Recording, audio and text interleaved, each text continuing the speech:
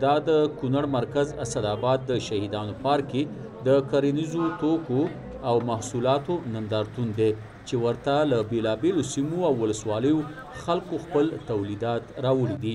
تولید کوونکي شکایت کوي چې تولیدات یې د بازار نه درلودو له امله ډیری وختونه خرابیږي او دوی ته زیان رسیږي. دا د وړۍ لباس دی، د وړۍ نه جوړ شوی دی که نه، مطلب دا موږ دلته جوړوو، په خپله جوړوو، خو داسې دی چې مطلب بازار شته، دا نشي نشته دی، خو داسې نشته دی که نه، څه زمینه مساعدول غواړي. نو دلته هغه شته دی، محصولات د چهارمغزو شته دی، خو متاسفانه مارکیټونه ورسره نشته دي.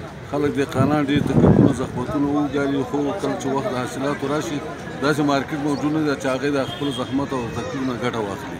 په کونړ کې د کرنې او مالدارۍ چارو رئیس انجینر انعام الله صافی د باغ لرونکو مالدارانو او د نورو موادو تولیدونکو ستونزې مني. نو موخه او هدف دا دی چې په محلي لیول، په ملي لیول او حتی په بین المللي لیول په کونړ کې داسې ستراتیژیک توکي شته دي چې هغه په بازار کې ځان ته ځای پیدا کولی شي، او څنګه کولی شو چې د کونړ د وګړو اقتصاد، د دوی ژوند، د دوی معاش په دغه توکو پورې وتړو.